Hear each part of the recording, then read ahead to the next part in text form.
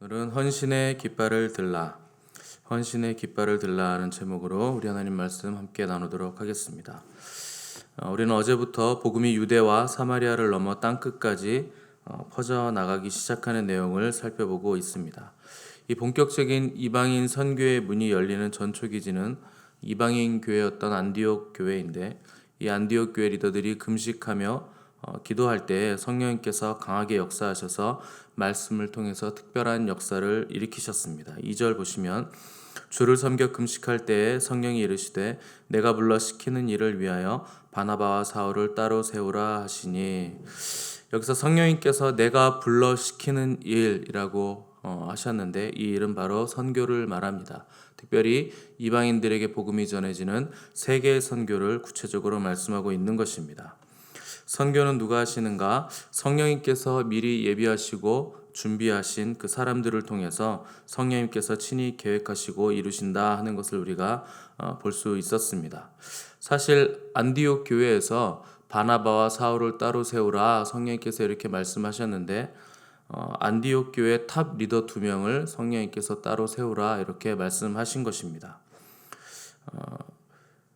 바나바와 사울을 통해서 안디옥 교회 성도들이 1년간 말씀을 훈련을 양육받았고 또 믿음이 성장하고 신앙생활이 풍성해졌다 하는 것을 우리가 살펴봤는데, 성령님은 이들을 따로 세우라 하셨습니다.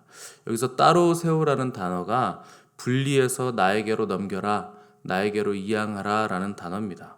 원어의 뜻이 그렇습니다. 그래서 성령님은 안디옥 교회 탑 리더 2사람 바나바와 사울을 나에게 넘겨라 이렇게 말씀하신 겁니다. 나를 좀 도와라, 나를 좀 그들을 줘서 내가 일을 할 수 있게 좀 부탁하마 이렇게 말씀하신 것이 아니고, 그 둘을 따로 떼어서 나에게 내어놓아라 이렇게 말씀하셨다 하는 것입니다. 마치 부모를 떠나 결혼하는 것처럼 그 사람이 완전히 가족에게서 떠나 나에게 넘어오게 해라 이렇게 성령님께서 요구하시는 단어가 따로 떼어라, 세워라 이 말씀입니다. 바나바와 사울은 이미 이방인의 교회에서 사역을 하고 있었고, 2사람 모두 이방인들에게 복음을 전하기 위해서 헌신할 준비가 된 사람들이었습니다. 그들에게 이방인의 구원을 위한 소원이 있었는데, 이 소원은 그들이 스스로 품은 것이 아니고 사실은 하나님께서 그들 안에 심어 놓으신 그 소원함이었습니다. 예레미야도 태 속에서부터 하나님이 나를 택정하셨다 이렇게 고백을 했고, 사실 그 고백처럼 엄마의 태 속에서부터가 아니라 영원 전부터 하나님께서 그를 택정하셔서 부르신 것이었습니다. 하나님은 바나바와 바울도 영원 전부터 이방인을 위한 사도로 택정하여 부르시고, 때가 되매 내가 불러 시키는 일을 위하여 바나바와 사울을 따로 세워라 이렇게 말씀을 하신 것입니다. 이 따로 세운다는 말은 바나바와 사울에게 다른 사람들과는 다른 경계선이 그어졌다라는 뜻이기도 합니다. 그래서 바울은 로마서 1장 1절에서 예수 그리스도의 종 바울은 사도로 부르심을 받아 하나님의 복음을 위하여 택정함을 입었다 이렇게 기록을 했습니다. 여기서 택정함이라는 단어가 성령님께서 따로 세우라 명하신 헬라어 그 아포리조라는 단어입니다. 이 말은 구약으로 표현을 한다면 구별하셨다는 뜻이고, 또 하나님께 바쳐진 또 나시린이라는 뜻이기도 합니다. 이 성령님께서 금식하는 안디옥 교회 지도자들에게 강력하게 말씀하셨기 때문에 이 바나바와 바울은 그들 스스로도 하나님께서 택정하시고 하나님께서 따로 세워서 자기 소유로 삼으셨다 하는 확증을 또 한 번 받게 된 것입니다. 그래서 이들이 하나님께서 하시는 일에 평생 헌신하면서 삶을 살아갈 수 있게 된 것입니다. 사람은 자기의 인생을 어딘가에 반드시 헌신하는 삶을 살아야 됩니다. 살다 보면 우리에게 좋은 날도 오겠지, 볕들 날이 오겠지 이렇게 막연한 기대감을 가지고 사는 것이 아니라 영원한 가치, 높은 가치에 헌신하면서 반드시 그의 삶을 불태울 수 있어야 됩니다. 삶이 위대해지는 비결은 삶보다 오래가는 것에 헌신할 때 그의 삶이 위대해지는 것입니다. 내 삶보다 오래가지 못하는 돈이나 명예나 권력이나 인간관계에 투자하면 그 사람의 삶은 별 볼 일 없는 것입니다. 영혼 안에 천하를 담아도 한 영혼도 채우지 못하기 때문에 삶은 반드시 영원한 것을 위해 헌신하고 투자할 때 그의 삶이 의미가 있고 가치가 있다 하는 것입니다. 하나님께서 각 사람에게 삶을 선물해 주셨을 때 영원 전부터 택정하시고 예정하신 사명을 주어서 보내셨습니다. 사람은 누구나 하나님께서 하라고 하신 그 일을 할 때 그 사람의 삶은 의미가 있는 것입니다. 인생의 본질은 하나님께 헌신하며 사는 데 있는 것입니다. 사람이 영원하고 높은 가치에 헌신하게 되면 그 삶은 우선순위가 정렬되게 되어 있습니다. 그러면 무엇을 해야 되고 무엇을 하지 말아야 하는지가 명확해지게 되어 있고, 그러면 시간과 에너지를 허비할 필요도 없게 되는 것입니다. 여러분은 어떤 일에 헌신하고 계십니까? 어떤 일에 평생을 헌신하며 사셨습니까? 어떤 일에 헌신한 사람은 자기가 지금 그 일에 헌신하고 있다는 것을 자기 스스로 알게 되어 있습니다. 내가 나의 모든 에너지를 쏟아붓고 있다는 것을 자기가 알게 되어 있고, 내가 손해를 보고 내가 헌신하고 있다 하는 것을 자기 스스로가 알게 되어 있습니다. 헌신할 대상이 있는 사람, 높이 올려들 깃발이 있는 사람은 가치 있고 의미 있는 삶을 사는 사람입니다. 그러나 그 깃발과 대상이 영원한 것이 아니라면 아무리 높이 깃발을 흔들고 헌신해도 그 사람은 불쌍한 사람입니다. 결국 그것은 없어질 것이기 때문에 그렇습니다. 여러분은 영원한 것에 헌신하시기 바랍니다. 사람은 영원한 존재이기 때문에 그가 헌신할 대상은 반드시 영원한 것이어야 됩니다. 반드시 영원한 대상이어야 되고 반드시 영원한 가치가 있어야 됩니다. 하나님은 지금도 그분에게 헌신할 한 사람을 찾으십니다. 우리가 어떤 상황에 있든지 어떤 일을 하든지 나이가 얼마든지에 상관없이 하나님께 여러분들은 헌신하시기를 바랍니다. 그것만이 영원한 가치가 있는 것이고 그것만이 영원한 것이기 때문에 그렇습니다. 다른 것은 다 사라집니다.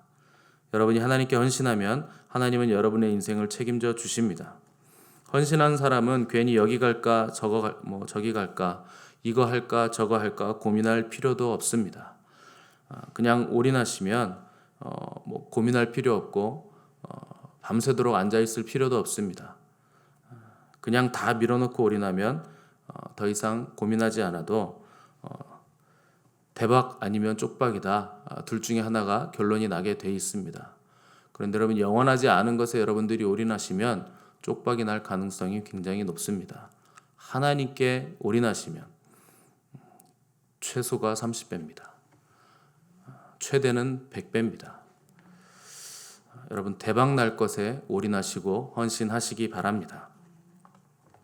3절 보시면 교회가 성령님의 음성을 들었을 때 금식하며 기도하고 두 사람에게 안수하여 보냈다 이렇게 기록을 했습니다. 성령님의 음성을 들었는데 그들이 금식을 풀거나 기도를 그치지 않고 계속 금식과 기도를 이어간 것을 우리가 볼 수 있습니다. 그리고 나서 결론적으로 그들은 성령님의 음성에 순종하고 두 사람을 안수하여 보냈다 이렇게 기록을 했습니다. 선교는 어떻게 이루어지는가? 기도와 금식과 순종을 통해서 이루어진다 하는 것입니다. 이 5명의 안디옥 교회 지도자들이 성령님의 음성을 들었을 때 사실 그들은 굉장한 충격에 빠졌을 것입니다. 왜냐하면 교회의 핵심 목회자 두 사람을 성령님께서 내놔라 이렇게 말씀하셨기 때문입니다. 아니, 우리 교회도 얼마 되지도 않은 교회이고 선임 목회자 바나바 떼어가시고 또 후임 목회자 바울 떼어가시면 우리는 어떻게 합니까? 어떻게 핵심 멤버 두 사람을 다 데리고 나가십니까? 하나님 너무하신 거 아닙니까? 아마 이렇게 생각했을 가능성이 높습니다. 차 떼고 포 떼면 잠겨서 어떻게 이길까요? 근데 여러분, 하나님은 차 포 다 떼도 우리에게 승리를 넉넉히 주실 수 있으신 분이십니다. 왜 승리를 주실 수 있으신가? 가장 좋은 것을 주님께 드렸기 때문에 하나님이 우리에게 승리를 주신다 하는 것입니다. 가장 좋은 것을 떼버리면 질 것이라는 것은 우리의 생각입니다. 항상 가장 좋은 것은 항상 하나님께 드려야 됩니다. 여러분, 이것을 기억하셔야 됩니다. 예전에는 신학교 가는 청년들이 자기가 지원하는 대학 1지망, 2지망, 지방대까지 다 떨어지고 나면 마지막에 신학대학에 간다. 그렇게 해서 갔습니다. 선교를 가도 의사나 변호사 다 하다가 노년에 선교사로 헌신해서 해외로 나가시는 분들이 굉장히 많았습니다. 물론 그 헌신도 하나님은 받으십니다. 그러나 젊었을 때 가장 활발하게 움직이고 활동할 수 있을 때 그때를 드리는 것이 하나님께 더 귀한 헌신입니다. 헌신은 그렇게 하는 것입니다. 가장 좋은 것, 가장 좋은 때 그것을 드리는 것입니다. 눈먼 것, 저는 것, 아픈 것, 힘 없는 것, 결함이 있는 것을 드리는 것은 사실 하나님께 올바로 드리는 헌신이 되지는 못하는 것입니다. 예전에 한 의료 선교사 부인이 간증해 40세의 외과 의사로 잘 나가던 남편이 선교사로 헌신하니까 이 간호사였던 부인이 심하게 반대를 했습니다. 지금 한창 잘 나갈 때고 한창 열심히 일할 때고 부모님도 연로하시고 자식도 고3인데 어딜 가느냐며 만류하자 남편이 이렇게 말을 했습니다. 나는 지금 외과 의사로서 가장 많은 실력을 발휘할 수 있는 시기다. 그런데 나는 내 인생 황금기를 주님께 드리고 싶지 내 인생 노년기, 늙고 힘든 나이에 주님께 드리겠다고 말하고 싶지는 않다. 나는 지금 하나님께 나의 헌신을 드리고 싶다. 이렇게 말을 했습니다. 결국 아내는 순종해서 같이 의료 선교를 나갔습니다. 입으로 아무리 하나님이 최고시라고 말하고 아무리 그분께 헌신하겠다고 말해도 우리의 최고를 드리지 않으면 소용이 없습니다. 말만 하고 헌신을 드리지 않으면 아무 소용이 없습니다. 그것은 공수표입니다. 말만 하는 것은 허공과 대화하는 것입니다. 대화가 없는 것입니다. 인격적이지 않은 것입니다. 공부를 잘하고 싶은 학생이 앉아서 공부하지 않으면 공부를 잘하고 싶은 생각이 원래부터 없는 것입니다.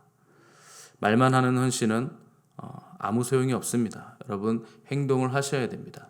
나의 가장 좋은 것을 실제로 드려야 되고 나의 가장 황금기를 하나님께 드릴 수 있어야 됩니다. 안디옥 교회는 자기들이 가장 소중하게 여기는 두 사람 바나바와 사울을 내놓으라는 이 성령님의 음성 앞에 고민을 했을 것입니다. 그러니까 하던 금식도 풀지 못했고 하던 기도도 멈추지 못했던 것입니다. 그러나 그들이 고민이 생겼을 때 고민만 한 것이 아니라 계속 금식하고 계속 기도했다 하는 것이 중요한 것입니다. 결국 기도란 뭔가 나의 뜻과 하나님의 뜻을 동기화시키는 것입니다. 내 뜻을 접고 하나님의 뜻에 맞추어 가는 시간이 바로 금식과 기도의 시간입니다. 결국 이 안디옥 교회는 성령님의 음성에 순종해서 두 사람을 안수하고 보내는 것으로 이 일을 일단락 짓고 순종하게 됐습니다. 가장 복된 인생은 어떤 인생인가? 하나님의 말씀에 순종하는 것으로 결론이 나는 인생입니다. 하나님으로 결론 짓는 인생이 가장 복된 인생입니다. 하나님은 말씀하시고 우리는 순종하는 것으로 결론이 나야 됩니다. 안디옥 교회의 금식과 이 기도와 순종으로 이방인들을 향한 복음의 문이 활짝 열렸듯이 우리 교회도 나아갈 방향도 이와 같아야 됩니다. 우리는 말씀과 성령으로 뜨거워야 하고 섬김과 금식과 기도를 통해 성령님께서 마음껏 운행하시도록 또 일하시도록 깨어 움직이는 교회가 반드시 돼야 됩니다. 그러므로 먼저 우리가 헌신할 것은 깨어 기도하는 것입니다. 뭘 하기 위해서 기도하는 것이 아니라 기도 자체가 우리의 사역이라는 것을 믿고 기도를 해야 됩니다. 하나님 앞에 앉아 있는 것 자체가 우리 평생에 해야 될 사역입니다. 기도 자체가 우리의 사역이고 기도 자체가 우리의 헌신이라 하는 것입니다. 먼저 이 일에 헌신함으로 성령님께서 마음껏 역사하시는 우리 교회가 되기를 간절히 바라고 또 성령님께서 마음껏 역사하시는 여러분의 삶이 되시기를 간절히 바랍니다. 함께 기도하겠습니다.